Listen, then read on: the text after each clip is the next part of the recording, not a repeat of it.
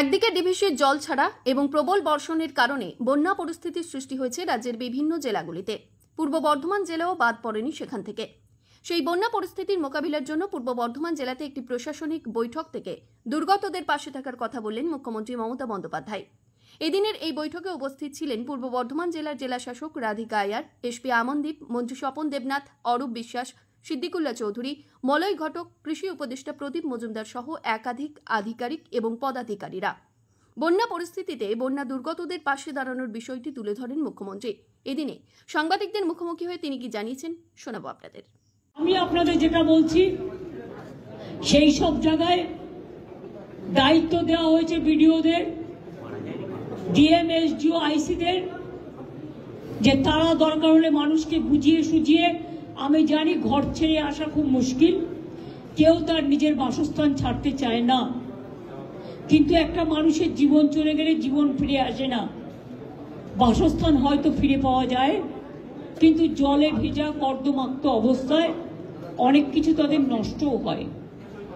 এই অবস্থায় আমরা এমএলএদেরও বলেছি, আমরাও গুরুত্ব দিতে বলেছি। বন্যার জল চলে গেলে প্রথম কাজ হচ্ছে বর্ধমান, বাঁকুড়া, বীরভূম, হুগলি, হাওড়া, নদিয়া থেকে শুরু করে বাঁকুড়া, যতগুলো জায়গা আছে, উত্তর 24 পরগনা, দক্ষিণ 24 পরগনা, যে জেলাগুলো শস্য ভাণ্ডার, যাদের শস্য নষ্ট হয়েছে, যাদের জলে ধানের জমি প্লাবিত হয়েছে, তাদের জমিগুলোকে মেপে তারা যাতে শস্য বীমার টাকা পায়, চাষি ভাইদের, বোনেদের আমি চিন্তা করতে বারণ করব। কারণ আমরা বিনা পয়সায় শস্য বীমার টাকা প্রতি বছরই চাষিদের দিয়ে থাকি। বাংলার দুর্ভাগ্য, বাংলায় যতটা বন্যা হয় এবং আসামে অন্য কোথাও সেটা হয় না। কারণ বাংলা হচ্ছে নদী মাতৃকার দেশ, নদী, পুকুর, সমুদ্রে ঘেরা। ফলে আমাদের বাংলার অবস্থানটা ঠিক নৌকার মতো, প্রচন্ড জল জমে যায় একটুতেই। আর ঝাড়খণ্ডে বৃষ্টি হলেই আমাদের চিন্তা হয়, জলটা ছেড়ে দেয় নিজেদের বাঁচাতে টোটাল বাংলার ওপরে। ফরাক্কায় যখন জল প্লাবিত হয় দীর্ঘদিন ড্রেজিং না করার ফলে, জলটা ছেড়ে দেয় গঙ্গার ইরোশনের ফলেও। মালদা, মুর্শিদাবাদ যখন প্লাবিত হয়, বিহারেরও কিছুটা অংশ প্লাবিত হয়, কিন্তু বিহার তখন বাঁধ কেটে দিয়ে জলটা বাংলায় ঢুকিয়ে দেয়। Ganga action plan, flat control, DVC তিনটেই কেন্দ্রীয় সরকারের আমলে, মানে অন্তরে, মানে ওদের অধীনে। কিন্তু আজ পর্যন্ত কোনো কাজ তারা না করার ফলে লক্ষ লক্ষ মানুষের ঘর ডুবে যাচ্ছে, কৃষিক্ষেত্র ডুবে যাচ্ছে, শস্য ক্ষেত্রে ডুবে যাচ্ছে। ইলেকশনে যে টাকাটা আমরা খরচ করি, আমি সব রাজনৈতিক দলকে বলবো, বড় বড় বিল্ডিং বানিয়ে, নিজেদের মূর্তি বানিয়ে যে টাকাটা আপনারা খরচ করেন, দয়া করে কেন্দ্রীয় সরকার তার 1/4 যদি আমরা পাই, আমরা Ganga action plan, flood control সিচুয়েশনটা আরো ভালো করে করতে পারি। আমাদের সরকার আগে তো কেউ খবরই রাখতো না, এখন তো আমরা মনিটরিং করি 24x7।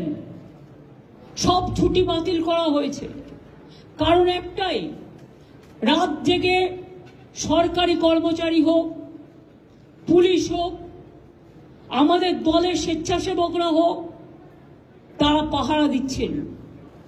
সব বিডিও, আইসির ওখানে মাইক্রোফোন রাখার ব্যবস্থা করা হয়েছে।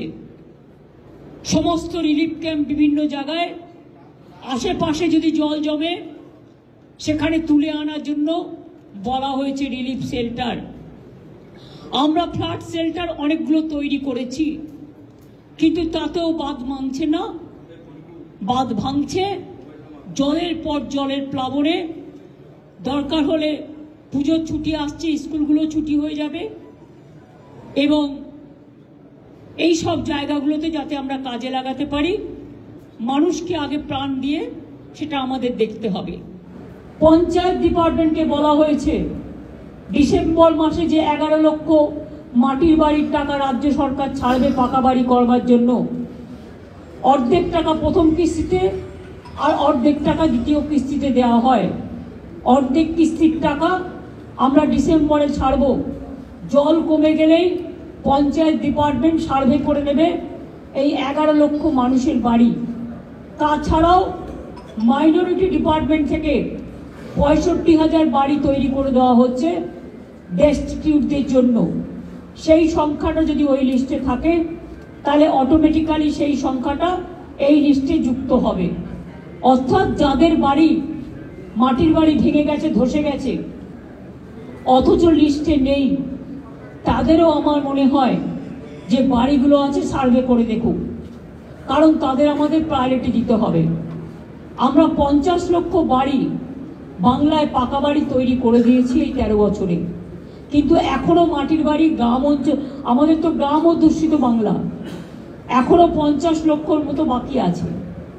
সেক্ষেত্রে যে বাড়িগুলো একেবারে ধ্বংস হয়ে গেছে এবং অর্ধেক ধ্বংস হয়ে গেছে, সেই বাড়িগুলোরও একটা লিস্ট করতে বলা হয়েছে। ইতিমধ্যে অনেক বাড়ি হয়তো 11 লক্ষ লিস্টে আছে, যেটা নেই সেটা আমরা চেষ্টা করবে আরো কিছু বাড়িয়ে তাদের লিস্টে যতটা সম্ভব, যাদের একমাত্র ভরসা তাদের মাটির বাড়ি, তাদেরটা দেখে দেওয়া যতটা পারবো, টাকা যতটা পারবে করবে। যতক্ষণ না হচ্ছে ততক্ষণ এক একটা বাড়িকে 3টে করে তিরপল দিতে বলা হয়েছে যাদের বাড়ি ভেঙে গেছে। খাওয়া দাওয়া, রিলিফ, এবং আপনারা এই প্রথম দেখেছেন, আগেও করেছি আমরা, সরকার থেকে যেমন রিলিফ দেওয়া হচ্ছে, জিআর চলবে যতক্ষণ স্বাভাবিক পরিস্থিতি না হচ্ছে। পুলিশও নিজের পক্ষ থেকে অনেক জায়গায় কমিউনিটি কিচেন করে করে তারা খাবার পৌঁছচ্ছে। আমিও আমাদের পক্ষ থেকে, আমার দলের পক্ষ থেকে 10 গাড়ি খাবার কার পুলিশকে 10 ট্রাক দিয়েছি, আমাকে সহকর্মীরা দিয়েছিলেন। এছাড়াও সব জেলায় যেখানে যেখানে বন্যা হয়েছে আমরা সাধ্যমতো ড্রাই প্যাকেট করে দিচ্ছি। এক একটা জেলায় হয়তো সাবজেক্ট একটা দুটো চেঞ্জ হতে পারে, কাউকে 5 কেজি চাল, কাউকে 5 কেজি মুড়ি, ডাল, আলু, হাফ কেজি করে সর্ষের তেল, কোথাও সোয়াবিন, কোথাও বিস্কুট, কোথাও চা, এই দুধ বাচ্চাদের। এছাড়াও ডাল, হলুদ, যা প্রয়োজন মানুষের ইমিডিয়েট, সেই ড্রাই প্যাকেটও আমরা দিচ্ছি এবং পরিবার অনুযায়ী এটা অলরেডি আমরা দিয়েছি বন্যা এফেক্টেড এলাকাগুলোতে। আবার যদি অন্যান্য জায়গায় বন্যা হয়, কন্টিনিউ করে, তখন আবার দেয়া হবে। মানুষ যেন এটা না ভাবে যে আমরা বিপদে পড়ে আছি। বিপদে তো তারা নিশ্চয়ই পড়ে আছে, তাদের দুর্যোগ কেটে যাক, তাদের দুর্ভোগ কেটে যাক, মায়ের কাছে আমরা এটাই প্রার্থনা করি। সব মানুষ, আমি সব ধর্ম, বর্ণ, সম্প্রদায় সবাইকে বলবো, নিজে একখানা রুটি খেলে 8খানা ভাগ করে দিন, কেউ যেন বঞ্চিত না হয়, এদিকে আমাদের নজরটা রাখতে হবে। আমি এমএলএরও বলেছি, এমএলএর যে কোটার টাকা আছে তাই দিয়ে তারা রাস্তাগুলো গ্রামীণ যতটা পারবেন করুন। আমি এমপিদের কাছেও রিকোয়েস্ট করবো, আমাদের এমপি যারা, তাদের টাকা দিয়েও তারা রাস্তাগুলো করুন, বিশেষ করে গ্রামীণ রাস্তাগুলো করুন। বাড়ির ব্যাপারটা একই লিস্টে যদি 2টো নাম থাকে, একজন পায় আর একজন না পায়, প্রবলেম হয়ে যায়। সেই জন্য ওটা আমরা একসাথে ডিসেম্বর মাসে করব, কারণ সার্ভে করতে আমাদের 1 মাস টাইম লাগবে। তার মধ্যে পুজো এবং ভোটার লিস্টের কাজ শুরু হয়ে গেছে, সেই জন্য সবটাই করতে হবে।